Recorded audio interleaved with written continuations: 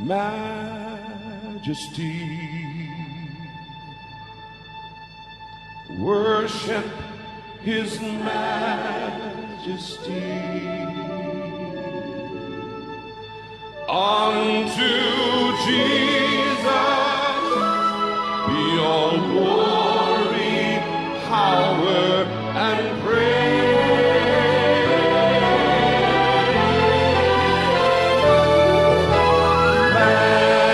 Majesty, kingdom, authority,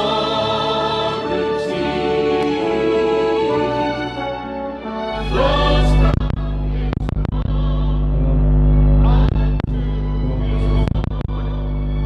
praise and praise.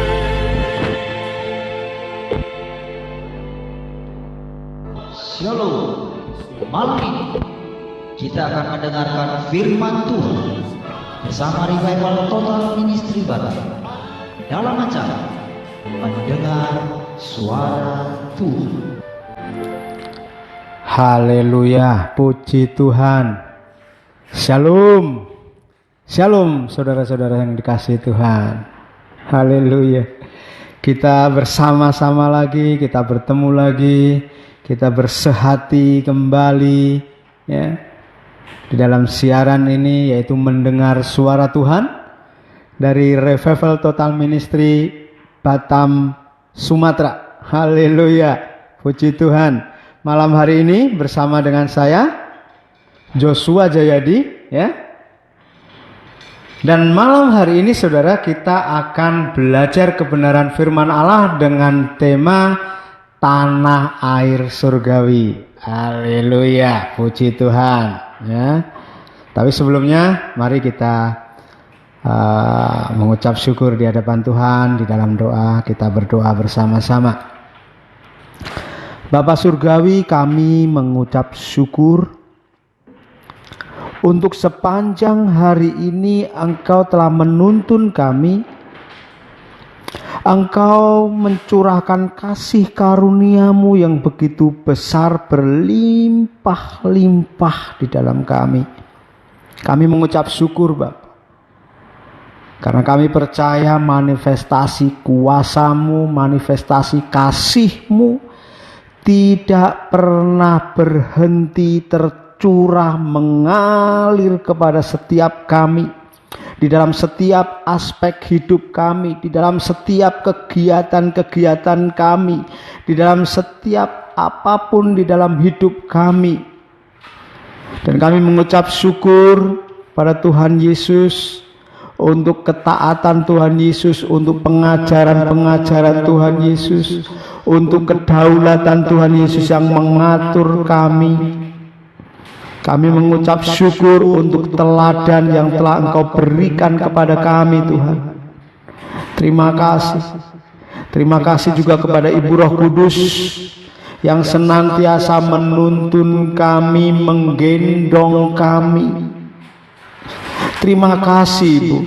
Terima kasih kalau Engkau mengubahkan kekerasan hati setiap kami, kedegilan hidup kami diubahkan, dibersihkan sedemikian rupa sehingga kami boleh dan mendapati untuk setiap kebenaran-kebenaran firman Allah, kami boleh memiliki kekuatan untuk mengerti, untuk kami boleh menangkap, meresponi dengan benar apa yang menjadi maksud Allah. Itu karena kasih Ibu Surgawi, Ibu Roh Kudus yang senantiasa menuntun kami, bahkan yang membukakan setiap selubung-selubung pikiran manusia daging kami.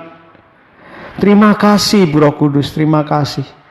Terima kasih kalau sepanjang 2 jam ke depan kami boleh belajar bersama-sama tentang tanah air surgawi. Biarlah Engkau Ibu Roh Kudus menuntun kami, mengajar kami, dan mari Bapa Surgawi Tuhan Yesus juga boleh berbicara kepada setiap kami melalui anak-Mu ini Bapa. biarlah bejana ini menjadi sarana untuk Engkau menyampaikan isi hatimu kepada setiap anak-anak Allah dimanapun mereka berada.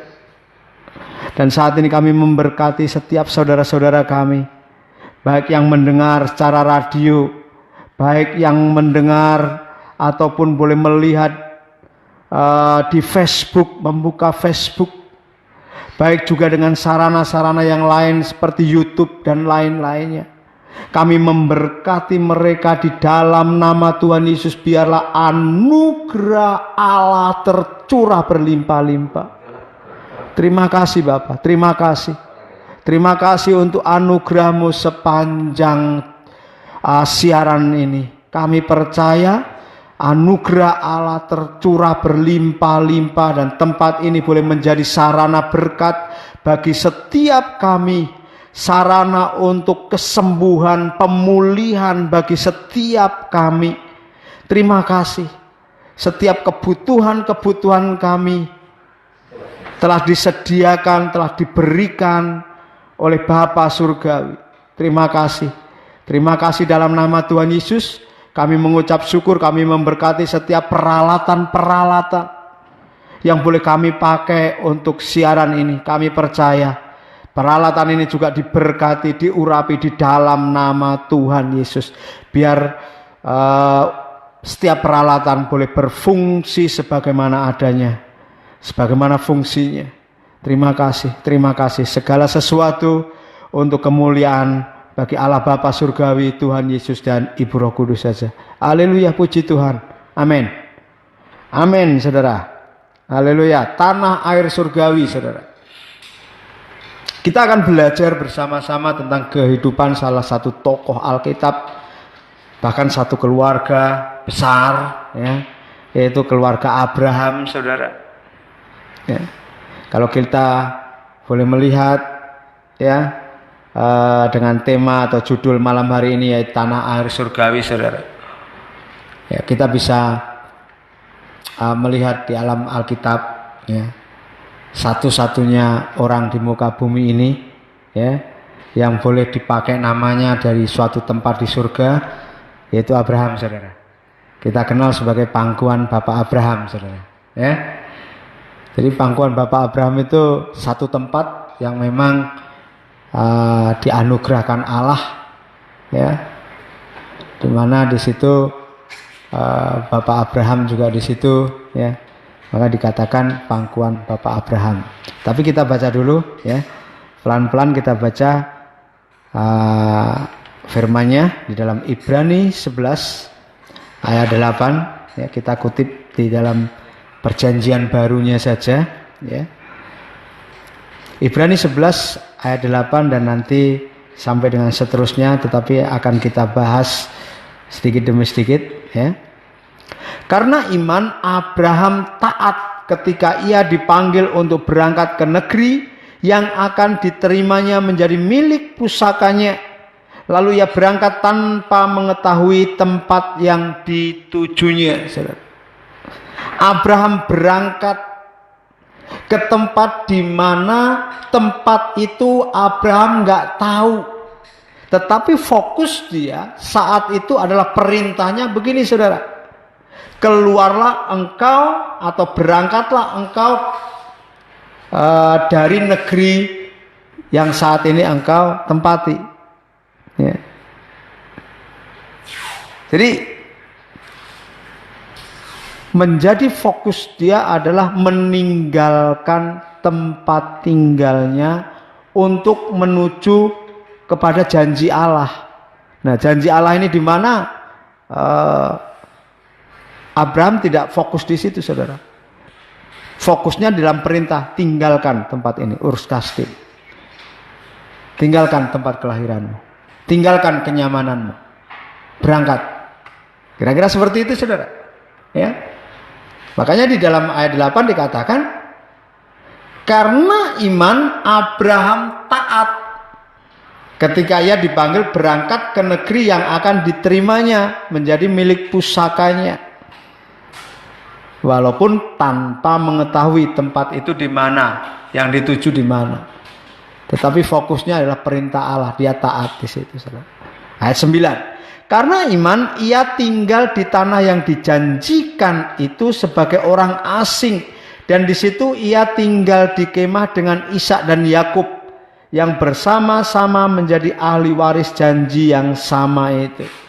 Ada satu tempat di mana tanah itu adalah tanah yang memang dijanjikan untuk di situ. Tetapi Abraham ya menjadikan tempat itu atau tinggal di situ sebagai orang asing.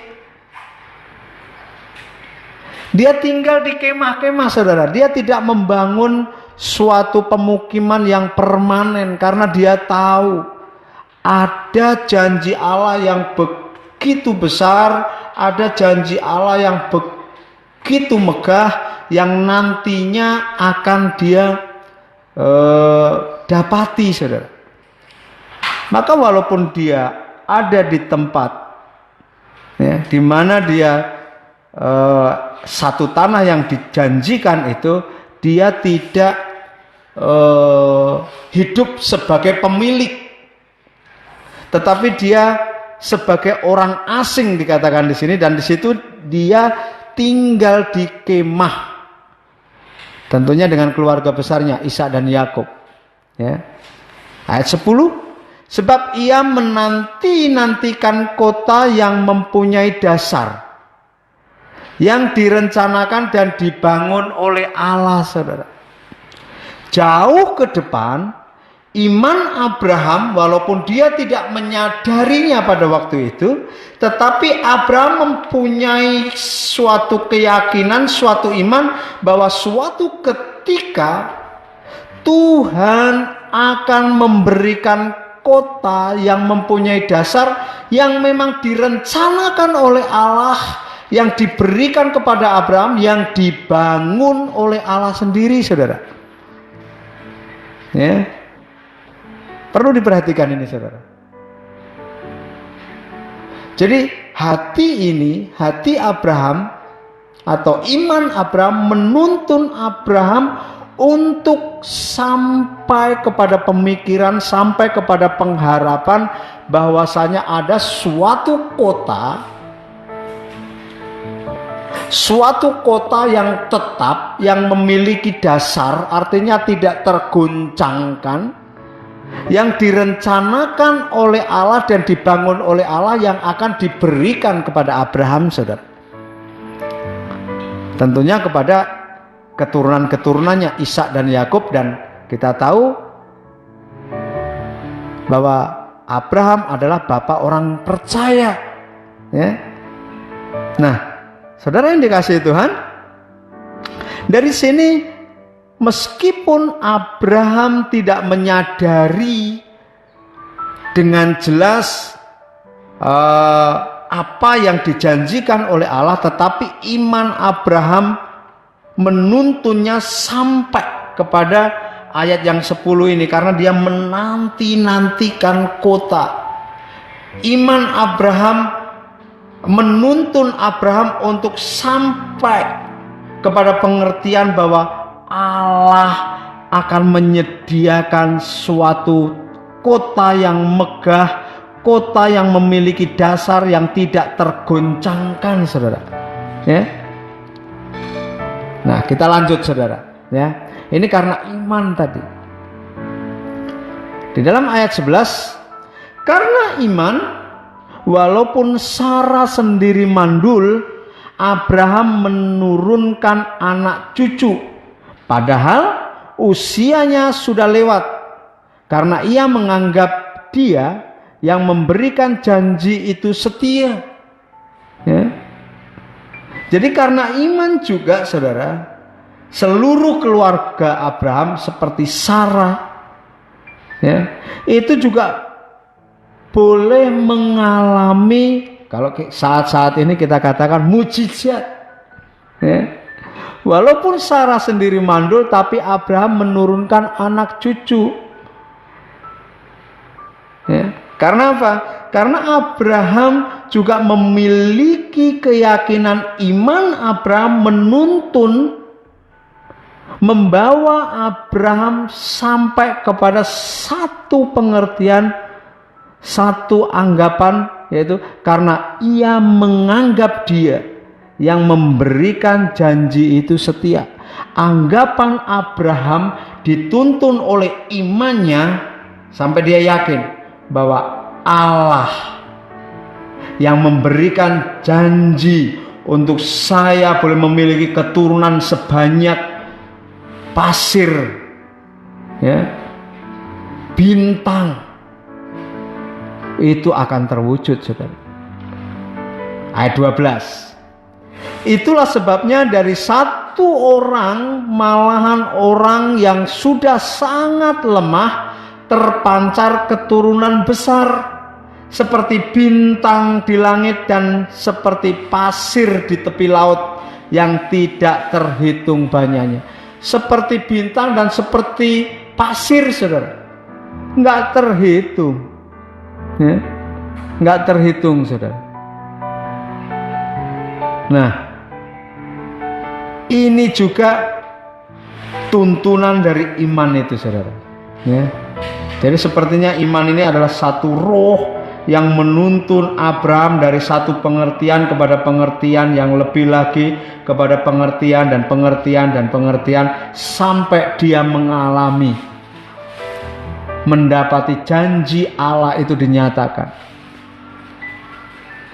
Amazing sekali, saudara, ya. Bagaimana Abraham boleh mengalami, Abraham boleh mendapati hidupnya senantiasa ada di dalam koridor atau ada di bawah pemerintahan Allah tanpa disadari, saudara. Artinya apa, saudara? Selama Abraham hidup di muka bumi ini,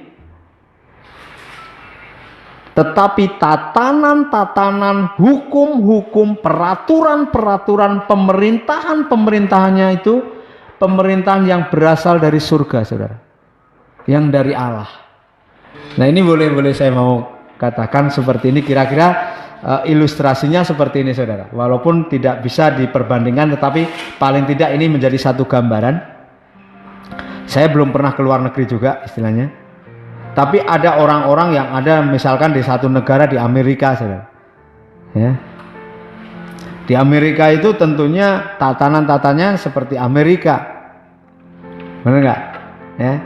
Tetapi di saat kita orang Indonesia masuk ke Amerika, tetapi bukan masuk di Amerikanya, tapi masuk di duta besarnya Indonesia yang berada di Amerika, ya.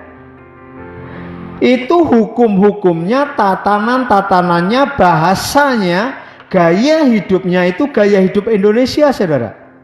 Selama kita ada di koridor di mana ada di lingkungan duta besarnya Indonesia yang ada di Amerika, kira-kira seperti itu, saudara. Jadi peraturan-peraturannya, atau mungkin kalau boleh saya mengatakan, ya, semalam baru ada lahirnya Pancasila. Jadi di duta besar Indonesia yang ada di Amerika itu juga ada di situ Garuda Pancasila, kira-kira seperti itu, saudara. Ya, ada Pancasilanya, ada ketuhanan yang Maha Esa, ada Undang-Undang Dasar 1945-nya juga di situ, saudara. Tatanan-tatanannya, bahasanya, makannya juga makan ala Indonesia, saudara. Jadi sudah seperti di Indonesia banget, gitu, ya.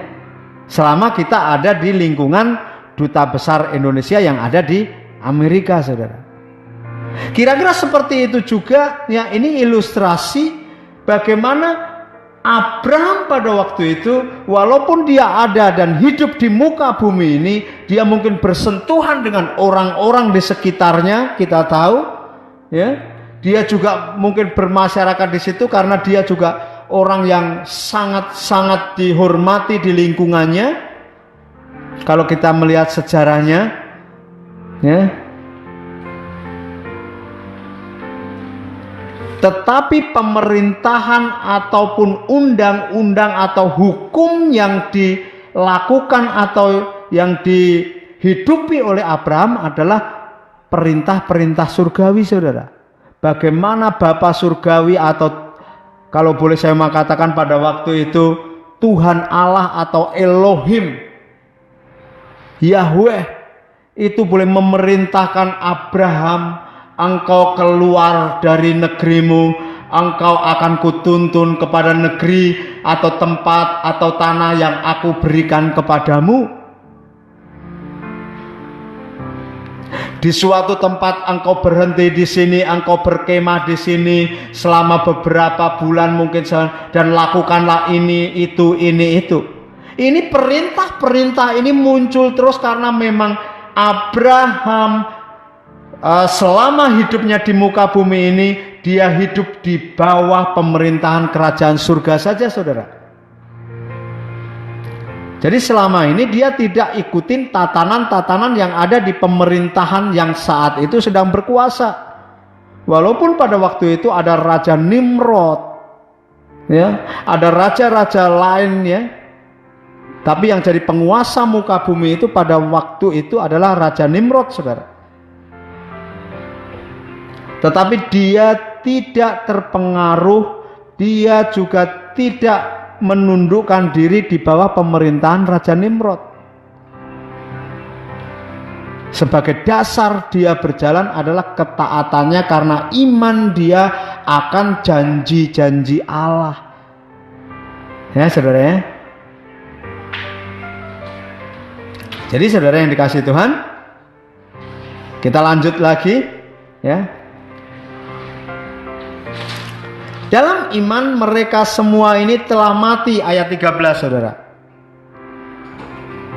Sebagai orang-orang yang tidak memperoleh apa yang dijanjikannya itu, tetapi yang hanya dari jauh melihatnya dan melambai-lambai kepadanya, dan yang mengakui bahwa mereka adalah orang asing dan pendatang di bumi ini.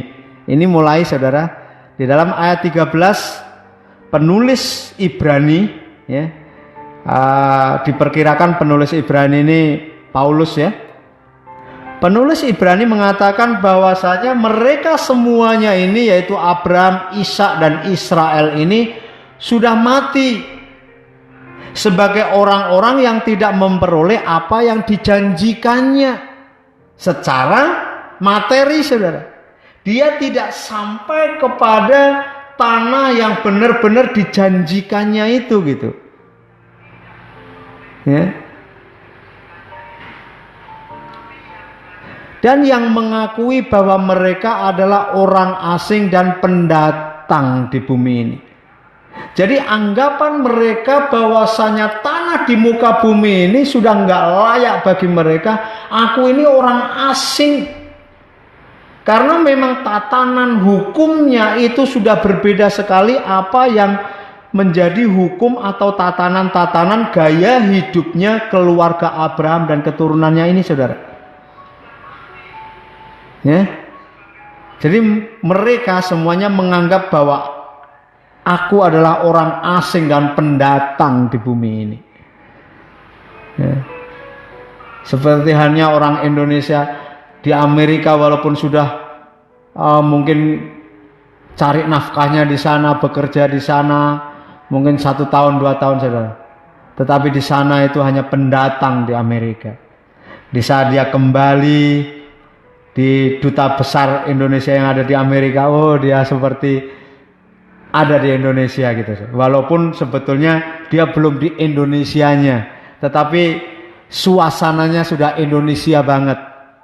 Ya, kira-kira seperti itu, saudara. Benderanya juga sudah merah putih di situ, saudara. Ya, luar biasa, saudara. Seperti itu halnya Abraham, Ishak dan Israel. Dia menganggap dirinya hanya orang asing, pendatang di bumi ini, saudara. Ayat 14. Sebab mereka yang berkata demikian menyatakan bahwa mereka dengan rindu mencari suatu tanah air. Sekiranya dalam hal itu mereka ingat akan tanah asal yang telah mereka tinggalkan, mereka cukup mempunyai kesempatan untuk pulang ke situ, saudara. Kalau mereka itu pengen indahnya muka bumi ini, pengen kesenangan-kesenangan yang ada di muka bumi ini, pengen apa yang ada istilahnya digali di muka bumi ini, saudara, itu gampang sekali dia kembali pada waktu itu, saudara. Kalau hanya pengen kemewahan, pengen emas, pengen kesenangan-kesenangan dunia, pengen punya rumah megah misalkan, dia tinggal bangun suatu rumah yang megah atau istana yang megah karena memang dia juga memiliki atau dia menempati suatu tanah yang luas, saudara. Tetapi di situ dia nggak mau, mereka tidak mau. Karena mereka sangat rindu sekali mencari satu tanah air, yaitu tanah air yang Tuhan, yang Allah Yahweh sediakan atau janjikan kepada Abraham, saudara. Dari sini Abraham mulai menyadari bahwa ada satu tanah air yang dijanjikan Allah. Dan iman Abraham mengatakan bukan itu. Artinya bukan Kanaan yang secara materi, yang katanya penuh susu madunya, saudara, penuh kemewahan-kemewahannya, subur gitu. Tetapi tidak sebatas itu. Pasti ada satu tatanan atau satu tanah air dengan tatanan-tatanan Tuhan, dengan hukum-hukumnya Tuhan, dengan kemewahan-kemewahan yang Tuhan berikan, dan melebihi kemewahan yang ada di muka bumi ini. Ya. Ayat 16. Tetapi sekarang mereka merindukan tanah air yang lebih baik, yaitu tanah air surgawi. Sebab itu Allah tidak malu disebut Allah mereka, karena Ia telah mempersiapkan sebuah kota bagi mereka, saudara. Ya. Allah, ya, di ayat yang sebelumnya tadi, saudara, Allah telah menjanjikan suatu kota yang memiliki dasar yang direncanakan dan dibangun oleh Allah sendiri, saudara. Inilah sesungguhnya kota yang sedang dipersiapkan oleh Allah yang mau diberikan kepada Abraham dan keturunannya, saudara. Ya. Awalnya Abraham tidak menyadari.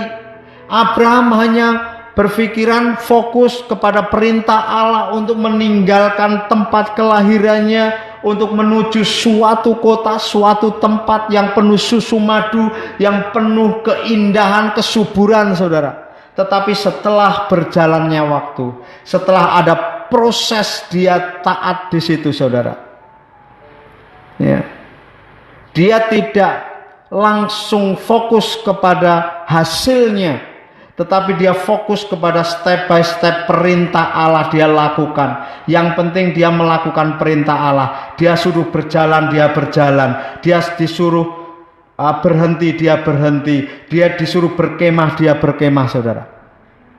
Artinya apa, saudara?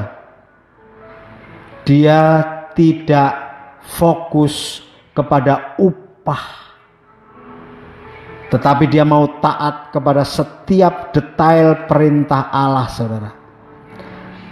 Tanpa disadari selama hidupnya Abraham, Ishak dan Israel Yakub ini, saudara, dia sedang menundukkan diri di bawah pemerintahan Allah sepenuhnya, saudara. Ya. Dia tidak berpikiran nanti di sana akan baik-baik saja. Dia tidak berpikiran bagaimana dia makan nantinya. Tetapi dia mau taat, mau setia, mau fokus kepada setiap perintah-perintah Allah. Inilah yang kita dapati di dalam Alkitab, saudara. Sampai dengan saat ini ada satu nama di kerajaan surga sana, saudara, yaitu pangkuan Bapak Abraham. Artinya Abraham diberikan kesempatan, atau Abraham diberikan suatu hasil yaitu suatu tempat di dalam kerajaan surga, ya, sampai-sampai setiap orang yang percaya di saat dia meninggal, di saat dia sudah selesai di atas muka bumi ini, dia dibawa oleh malaikat-malaikat, dibawa ke pangkuan Bapak Abraham, yaitu suatu tempat di alam roh, saudara. Tentunya itu di wilayah kerajaan surga, saudara, bukan di alam roh maut, enggak, ya. Jadi setiap anak-anak Allah atau orang-orang percaya itu semuanya dibawa naik ke pangkuan Bapak Abraham. Saudara, kita tahu itu yang didapat oleh Abraham oleh karena ketaatan, oleh karena iman, ya, selama dia hidup dia menundukkan diri di bawah kekuasaan Allah, di bawah pemerintahan Allah, di bawah hukum-hukumnya Allah. Ya, saudara yang dikasihi Tuhan, kita mulai tahu ya bagaimana Abraham dari step by step dalam proses dia taat kepada Allah, dia mulai mengerti maksud dan tujuan Allah, dia mulai mengerti apa sesungguhnya yang sudah disediakan Allah bagi dia.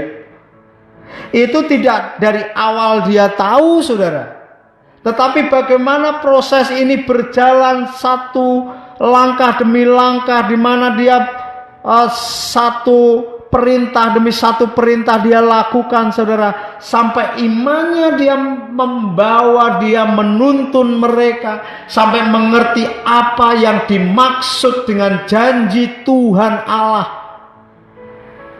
yaitu Yahweh Elohim itu, saudara. Suatu tempat, suatu kota yang megah, suatu kota yang indah yang dia janjikan, yang dia bangun. Di mana kalau bukan di kerajaan surga, saudara? Amin. Kita mulai mengerti bahwa tanah air yang dirindukan oleh Abraham dan saat ini sudah diraih oleh Abraham sebagai satu anugerah ketaatannya. Bahkan itulah tanah air di mana setiap anak-anak Allah atau orang-orang percaya nanti akan comeback di situ, saudara, kembali. Ya. Nah, kita belum sampai kepada endingnya sesungguhnya, saudara. Tapi kita mau belajar terus. Ya. Kita mungkin belum bisa menjangkau bagaimana nanti, karena pada dasarnya tanah air kita adalah tanah air kerajaan surga. Bagaimana nanti langit baru, bumi baru, ini hasil dari kerajaan surga itu sendiri, saudara. Ini bagian, sebetulnya bagian dari kerajaan surga, yaitu langit baru, bumi baru. Nanti ada Yerusalem baru sebagai kota, ya, yang megah, itu turun dari surga. Tapi nanti kita lanjut, saudara, ya. Nah, sebagai orang percaya kita bisa mengambil teladan dari Abraham ini, saudara, dari hidup Bapak Abraham ini, saudara. Bahkan hidupnya Ishak. Bagaimana kita tahu, saudara, Ishak taat. Walaupun mau disembelih, silakan Bapak. Yang penting kalau Tuhan yang menghendaki, atau Tuhan Allah atau Yahweh Elohim, Yehova itu yang menghendaki, persilahkan saja. Dia tidak memberontak, saudara. Padahal, saudara, di saat Ishak mau disembelih, umurnya bukan lagi, kalau sampai saat ini umurnya bukan lagi umur yang anak kecil, saudara. Kira-kira umurnya 30 tahunan, saudara, waktu Ishak mau disembelih itu, saudara. Ya, jadi udah besar sekali. Kalau mau berontak sudah bisa punya tenaga untuk memberontak, karena Abraham sudah berumur 130 tahun. Kalau si Ishak umur 30 tahun, saudara. Jadi Abraham sudah lemah. Nah, Ishak sebaliknya, dia lagi strong-strongnya, kuat-kuatnya, semangat-semangatnya, saudara. Tetapi Ishak tidak ada pemberontakan sama sekali. Dia taat.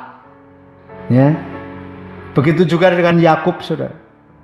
Bagaimana hidupnya di masa yang hidupnya di masa tuanya atau di dewasanya, saudara. Dia bertobat setelah dia bergulat dengan malaikat Tuhan. Dia terpelecok kakinya. Dia dinamai Israel. Dan dari saat itu, saudara, Yakub adalah orang yang sangat dikasihi oleh Allah, saudara. Bahkan Yakub sendiri adalah orang yang sangat-sangat mengasihi Allah. Ya. Nah, ini menjadi teladan buat setiap kita yang saat-saat ini, saudara, hidup di muka bumi ini. Kita tahu, saudara, ya, kita tahu hari-hari ini bagaimana keadaan muka bumi ini, saudara. Bagaimana dengan kerajaan dunia ini sedang mendemonstrasikan kuasanya, baik di dalam hal kesehatan. Kita tahu COVID-19 dengan virus coronanya, dengan keamanan, saudara, mempengaruhi juga bagaimana satu bangsa atau satu negara dengan negara yang lain berlomba-lomba untuk menunjukkan taringnya dengan membuat senjata-senjata yang kalau boleh saya mau katakan sangat luar biasa, sebagai pemusnah massal. Ya. Bagaimana dengan sosial budayanya sudah mulai hilang, saudara. Jadi pengaruh kerajaan dunia ini sudah sangat atau begitu mempesona muka bumi ini. Kita tahu kemajuan teknologi ini sebagai salah satu juga senjata di mana kerajaan dunia ini mempengaruhi anak-anak Allah, menggait anak-anak Allah, baik yang remaja maupun anak-anak, juga orang tua, saudara, nggak terkecuali, mulai ditarik dengan kemajuan teknologi. Ya. Kehidupan muka bumi ini sudah mulai, saudara, kita tidak mendapati sesuatu yang baik dari kerajaan dunia ini. Hanya kalau kita mau menempel, kita masuk dalam duta kerajaan surganya, ya, itu di situ ada tatanan-tatanan kerajaan surga, dan kita akan tenang di situ karena tidak tergoncangkan, saudara. Bagaimana sekarang keputusan demi keputusan, baik pemerintahan, baik orang-orang yang memiliki kewenangan dan keputusan ini, saudara, sepertinya tidak ada dasar. Saat ini keputusan A mungkin 1 jam, 2 jam, atau 1 hari, 2 hari keputusannya bisa berubah B. Ya. Tidak ada yang berdasar sama sekali. Semuanya dengan mudah bisa tergoncangkan begitu saja, saudara. Nah, untuk itu, saudara, mari senantiasa kita ada di bawah pemerintahan Allah, saudara. Kita masuk kepada wilayah kerajaan atau duta besarnya kerajaan Allah yang ada di bumi ini, saudara. Hukum-hukumnya Allah dan senantiasa berjalan menurut kehendak Allah dalam kehidupan kita, saudara. Mari mulai fokus kepada perintah Allah. Mulai kita bersandar, mulai kita mau tempatkan hidup kita di bawah kendali Allah saja, saudara. Sehingga apa yang menjadi rancangan Allah itu boleh terjadi dalam hidup kita, saudara. Rancangan-rancangan Allah dalam hidup kita itu boleh terwujud nyata, sempurna, dan secepat mungkin. Karena kita tahu keadaan-keadaan ini ada percepatan yang luar biasa. Keadaan ini sangat mendesak sekali, waktunya sudah sangat-sangat singkat. Ya. Di dalam Roma 8 ayat 29. Sebab semua orang yang dipilihnya dari semula, mereka juga ditentukannya dari semula untuk menjadi serupa dengan gambar anaknya, supaya ia, anaknya itu, menjadi yang sulung di antara banyak saudara, atau serupa Kristus. Ya, serupa dengan gambaran Kristus, saudara. Inilah rancangan Allah Bapa kepada setiap ciptaannya pada dasarnya, setiap manusia, setiap orang-orang yang meresponi, yang mau menangkap apa yang menjadi perintah Allah, yang mau tetap setia dan taat kepada perintah-perintah Allah, saudara. Seperti halnya Abraham, Ishak, dan Yakub, bagaimana mereka sangat-sangat setia, sangat-sangat taat. Tidak mudah, saudara, untuk sesuatu orang meninggalkan tempat kelahirannya yang sudah nyaman, ya, yang sudah di situ sudah memiliki sesuatu, ya, karena bapaknya Abraham ini adalah orang kerajaan juga, bawahan dari Nimrod, saudara. Ya, artinya boleh saya mengatakan orang kerajaan itu berdarah biru gitu. Kira-kira seperti itu, saudara. Kalau kita terjemahkan dalam bahasa sekarang, kira-kira, saudara. Tentunya memiliki kenyamanan dalam hidup, ya, Abraham, saudara. Tetapi walaupun gak mudah, bahkan tidak ngerti mau kemana dan nanti mau makan apa dan bagaimana mereka hidup, karena di luar sana pun akan bertemu dengan orang-orang yang mungkin tidak baik, atau mungkin ada yang baik tapi tidak semuanya baik, yang akan memusuhi mereka. Tetapi Abraham tetap taat dan setia, saudara. Ya. Inilah rancangan Allah untuk apa? Menjadikan setiap anak-anak Allah atau orang-orang percaya ini serupa dengan gambaran anaknya, yaitu Tuhan Yesus, saudara. Kita sudah mempelajari banyak hal, bagaimana tentang Tuhan Yesus, ya, bagaimana tentang hidupnya Tuhan Yesus di muka bumi ini, saudara. Dia yang adalah anak manusia, karena kealahannya sudah dia tanggalkan, saudara. Dia adalah manusia sejati, dia adalah anak manusia. Tetapi dia mematikan keinginan-keinginan dagingnya sendiri. Untuk apa, saudara? Untuk dia taat dan setia kepada Bapa surgawi, kepada Bapanya yang di surga. Ya. Nah, saudara, di dalam Roma 8 ayat 29 ini kita kadang mungkin hafal, saudara, tentang ayat ini. Bahkan berulang-ulang kali kita baca, kita pelajari tentang ayat ini, saudara. Tetapi kadang-kala kita belum memahami, kita nggak mengerti maksud Allah, bagaimana toh kita itu dipilihnya, bagaimana toh kita ditentukannya, bagaimana kita dibentuk, kita diproses menjadi serupa dengan gambaran anaknya, yaitu Tuhan Yesus. Kadang-kala kita walaupun sudah mengerti tapi tidak memahami sepenuhnya. Mungkin kita memahami tapi untuk melakukan atau untuk diproses kita masih ogah-ogahan. Karena kita masih sayang dengan kenyamanan kita, saudara.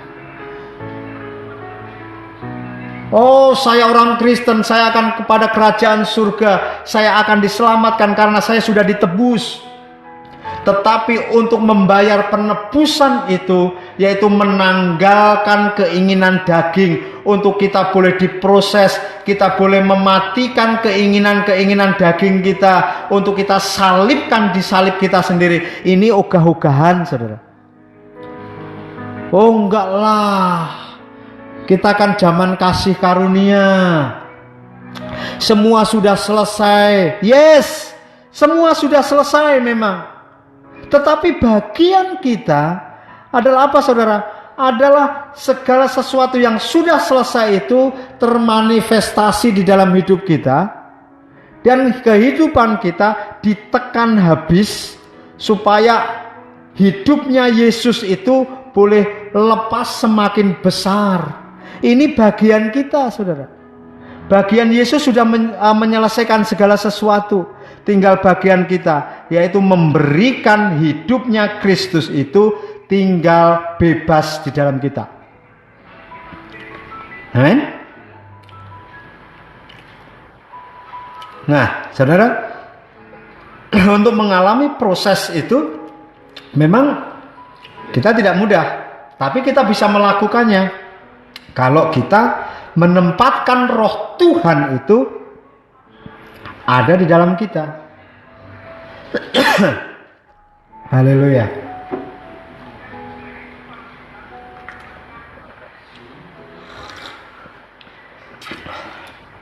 Karena apa, saudara? Karena yang memiliki kekuatan, karena yang memampukan kita adalah roh Tuhan. Di saat roh Tuhan kita berikan tempat, kita berikan tahta, kita berikan kekuasaan di dalam hidup kita. Yohanes 17, saudara, ayat 21. Haleluya, puji Tuhan. Ini yang dilakukan oleh Tuhan Yesus, saudara, selama dia ada hidup di muka bumi ini, supaya mereka semua menjadi satu, sama seperti Engkau ya Bapa di dalam Aku, kata Tuhan Yesus, dan Aku, yaitu Tuhan Yesus, di dalam Engkau, di dalam Bapa, agar mereka juga di dalam kita. Kita itu karena Yesus sudah kepenuhan Bapa, makanya Bapa ada di dalam Yesus, dan kita juga manunggal dengan Yesus, sehingga Yesus katakan agar mereka atau orang-orang percaya atau murid-murid pada waktu itu ada di dalam kita. Kita itu Tuhan Yesus dan Allah Bapa, supaya dunia percaya bahwa Engkaulah yang telah mengutus Aku, kata Tuhan Yesus, saudara. Sehingga kita boleh katakan bahwa hanya dengan menjadi satu dengan Allah, manunggal dengan Allah, dan Allah akan menyatakan dirinya di dalam kita, seperti yang pernah dilakukan oleh Yesus dalam kehidupannya, saudara, yaitu menyatukan keinginan-keinginan dia, atau boleh saya mau katakan mematikan keinginan-keinginan dagingnya untuk keinginan Allah Bapa saja yang berkuasa di dalam hidupnya, saudara. Ya? Berkuasa penuh di dalam hidupnya. Sehingga, saudara, di saat kita juga boleh mengalami proses seperti yang Abraham lakukan, proses demi proses, tidak ngerti nanti ujungnya kayak mana, tetapi tetap setia, tetap taat saja, karena memang bagian kita, saudara. Ya. Nah, sekarang kita masuk bahwa tanah air kita adalah tanah air surgawi, saudara. Tanah air kita adalah tanah air dengan tatanan-tatanan kerajaan surga yang menjadi hukum, yang menjadi tatanan, yang menjadi patokan-patokan kita. Oleh sebab itu, mari persiapkan diri saya dan saudara semuanya. Mulai kita persiapkan, kita fokusnya sudah tidak lari dari kebenaran firman Allah, saudara, atau lari sana sini, wah, ubet istilahnya, bahasa Jawanya ubet, dengan kepentingan muka bumi ini, bagaimana hidup saya, bagaimana saya harus punya tabungan untuk masa depan, bagaimana saya harus punya rumah. Kalau rumah nggak cukup satu, karena nanti rumah yang dua paling tidak, satu kontrakan supaya mempunyai hasil juga, atau dan lain sebagainya, saudara. Mari mulai kembali kepada tatanan-tatanan kerajaan surga, saudara. Meskipun kita masih ada di muka bumi ini, tapi kita bisa hidup tidak mengikuti tatanan muka bumi ini, saudara. Tetapi tatanan-tatanan yang lebih tinggi, yaitu tatanan kerajaan surga, saudara. Seperti ilustrasi tadi, walaupun mungkin orang di Amerika, tetapi di saat mereka ada dalam lingkungan duta besarnya Indonesia yang ada di Amerika, dia bisa merasakan Indonesia walaupun di tanah Amerika, saudara. Begitu juga kita, ya. Kira-kira seperti itu. Ilustrasi ini hanya mempermudah saja, hanya sebagai ini saja, saudara. Tetapi kira-kira nanti seperti itulah untuk kita boleh menyambut, menyongsong, ya, yaitu apa yang dijanjikan Allah tentang tanah air surgawi. Nah, apa itu tanah air surgawi? Yaitu langit baru dan bumi baru, saudara. Ya, bukan hanya lepas mandek atau berhenti di pangkuan Bapak Abraham, tetapi nanti dari pangkuan Bapak Abraham akan ada langit baru, bumi baru setelah kerajaan 1000 tahun, saudara. Ya, sebagai akhir saya akan bacakan kebenaran firman Tuhan dalam 2 Petrus 3 ayat 13, saudara. Di dalam 2 Petrus 3 ayat 13 ini mengatakan, tetapi sesuai dengan janjinya, kita menantikan langit yang baru dan bumi yang baru, di mana terdapat kebenaran. Disinilah terdapat kebenaran, saudara. Hanya ada kebenaran dan kebenaran dan kebenaran yang ada di langit baru dan bumi yang baru nantinya.